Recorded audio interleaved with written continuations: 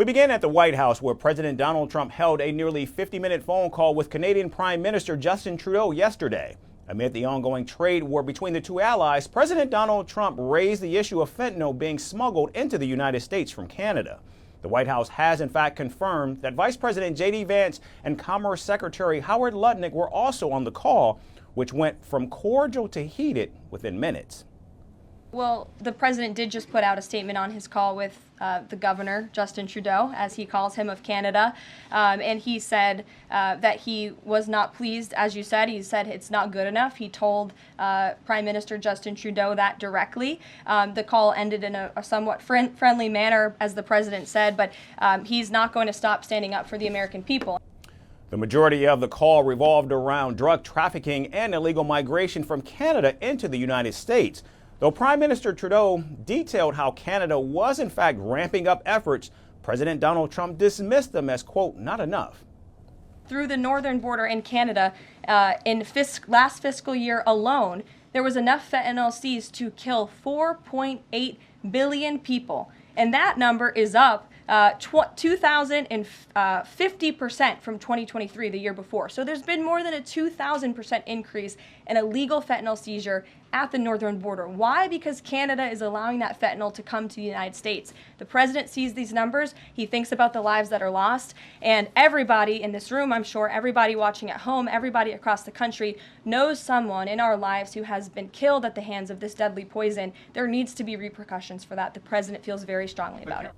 Now, following the lengthy conversation, President Trump accused the Canadian Prime Minister of using the tariffs issue as a way to stay in power.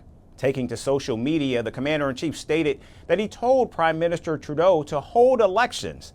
Prime Minister Trudeau has been in power since 2015. However, he decided to step down from office and announced that he would resign as the head of the Labour Party in January of this year.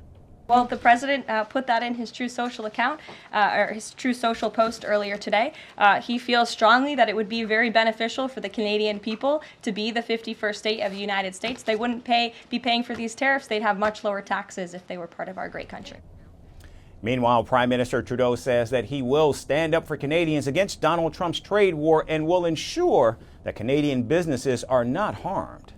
So today, the United States launched a trade war against Canada, their closest partner and ally, their closest friend. At the same time, they're talking about working positively with Russia, appeasing Vladimir Putin, a lying, murderous dictator. Make that make sense. Canadians are reasonable, and we are polite, but we will not back down from a fight.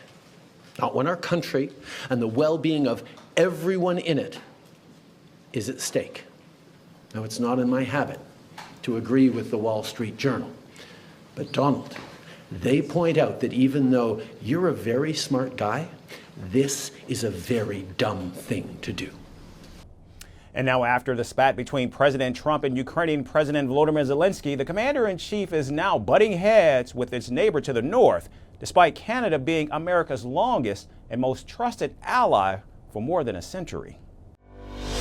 Merci beaucoup. Hi, how are you? Very well, thanks. Thank you for being here. Namaste, Mr. President. Bharat Kelogan, Komeri Namaste. How many people generally follow you in interviews? Typically in a month, we have viewers up to 150 million. That's more than twice the population of France. And in the last 2 years, we had 3 billion viewers. So I say, Laurent, this is your chance to be famous. You're on Firstpost. One word to describe your equation with Prime Minister Modi. Amitié. As India and France work together, are you creating a new era of non-alignment in the technology space? India is a training superpower. 1 million engineers a year, more than all of Europe and the US combined. So we have that partnership. We have a partnership on the environment and the economy. We also have civilian nuclear programs, and that is something we've developed far beyond the France-India relationship. So we want to work together on AI. And then comes China with its DeepSeek, creating models at a fraction of the cost. Did that innovation take you by surprise? Did that breakthrough make you sit up and think, what did the Chinese do and how? But what did DeepSeek do? They took everything that was already available from the last AI model and then they recalibrated it. So are you going to ban Chinese AI in France? So we don't have this American approach of banning tech because of where it comes from.